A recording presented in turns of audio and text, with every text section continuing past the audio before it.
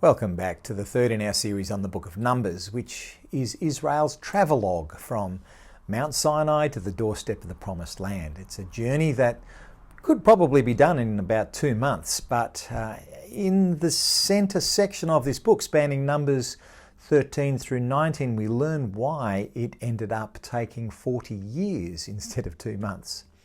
As the whole nation is moving steadily toward the Promised Land of Canaan, Moses sends out an advance party of 12 spies to scope out the land. And there's one spy for each of the 12 tribes with the mission to find out what's the land like. Is it good? Is it bad? What are the people like? Are they strong or are they weak?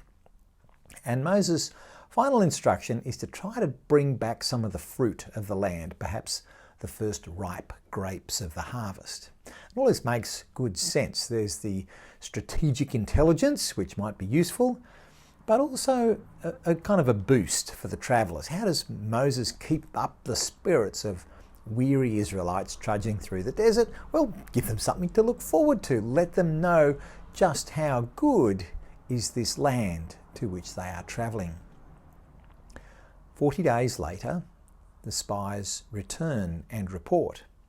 The fruit from the Promised Land is spectacularly good.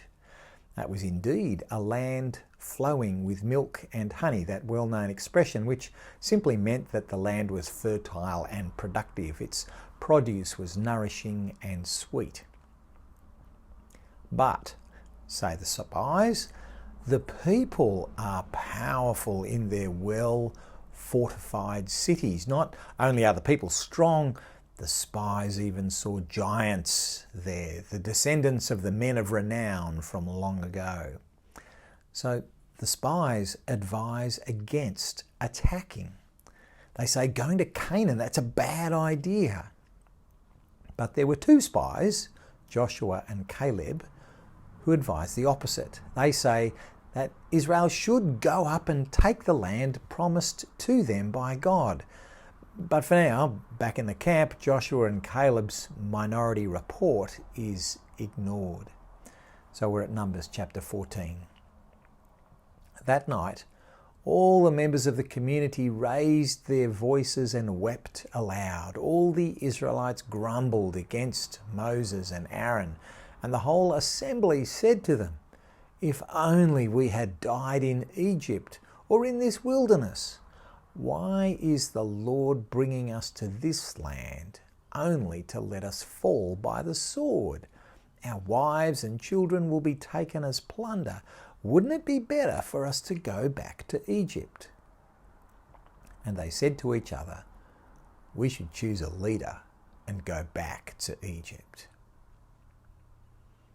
Then Moses and Aaron fell face down in front of the whole Israelite assembly gathered there. This was a sign of mourning and of humility and also of utter dependence upon God. Only God could retrieve this situation.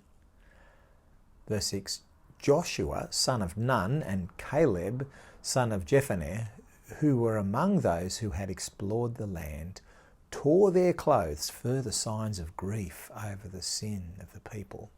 Joshua and Caleb said to the entire Israelite assembly, "The land we passed through and explored is exceedingly good. If the Lord is pleased with us, he will lead us into the land, a land flowing with milk and honey, and will give it to us. Only do not rebel against the Lord. And do not be afraid of the people of the land, because we will devour them. Their protection is gone, but the Lord is with us. Do not be afraid of them." So, what's at stake here, according to Joshua and Caleb? It's an issue of obedience. To refuse to take the land is rebellion against God, who promised the land to them. It's not about who's got the strongest army, whether the odds are in their favour or not.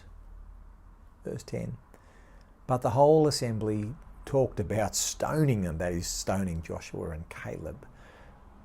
Then the glory of the Lord appeared at the tent of meeting to all the Israelites. The Lord said to Moses, "How long will these people treat me with contempt? How long will they refuse to believe in me in spite of all the signs I have performed among them? I will strike them down with a plague and destroy them, but I will make you into a nation greater and stronger than they." Ultimately, you see, the people are despising God. They're holding him in contempt by refusing to obey his call to take the land. The real problem is unbelief. In the face of everything that God has done, on the back of their miraculous escape out of Egypt, remember all the plagues and the Passover and the Red Sea, after everything they saw and heard at Mount Sinai, God proposes to simply destroy the lot of them and build a new nation, presumably around Moses, Joshua and Caleb. What happens next? Not for the first time in the Bible, we see a man plead mercy on behalf of a people who absolutely do not deserve it. One righteous man stands in for the rest. Verse 13, Moses said to the Lord, "Then the Egyptians will hear about it. By your power you brought these people up from among them, and they will tell the inhabitants of this land about it. They've already heard that you, Lord, are with these people, and that you, Lord, have been seen face to face, that your cloud stays over them, and that you go before them in a pillar of cloud by day and a pillar of fire by night. If you put all these people to death, leaving none alive, the nations who have heard this report about you will say, 'The Lord was not able to bring these people into the land he promised them on oath, so he slaughtered them in the wilderness.'" Now, notice that Moses' intercession on behalf of the people hinges on the greater glory of God, God's reputation, his glory, and his promises are what matter the most, not the worthiness of Israel. The people of both Egypt and the people of Canaan are to know that God is indeed supreme, the Lord of all. In response to Moses' prayer, God relents. Verse 20, the Lord replied, "I have forgiven them as you asked.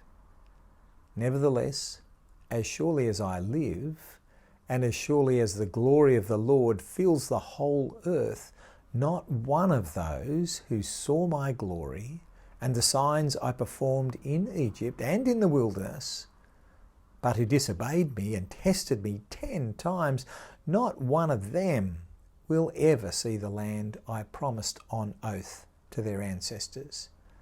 No one who's treated me with contempt will ever see it. But because my servant Caleb has a different spirit and follows me wholeheartedly, I will bring him into the land he went to, and his descendants will inherit it." And so God decrees that Israel will wander around as nomads in the desert for the next 40 years until that generation dies of natural causes and a new generation arises that will put their faith in him and his promises. Their faith will result in an obedient action. They will inherit the land.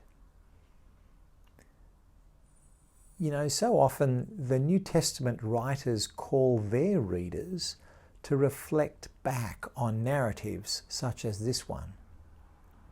And so Paul writes this to the Corinthians: "For I do not want you to be ignorant of the fact, brothers and sisters, that our ancestors were all under the cloud of glory, and that they all passed through the sea, the Red Sea. They were all baptized into Moses in the cloud and in the sea. They all ate the same spiritual food, the manna, and drank the same spiritual drink, the water provided in the wilderness.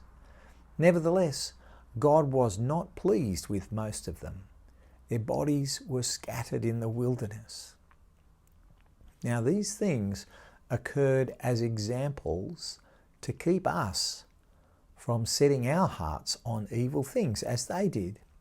These things happened to them as examples and were written down as warnings for us, on whom the culmination of the ages has come. So if you think you're standing firm, be careful that you don't fall. No temptation has overtaken you except what is common to humankind. And God is faithful.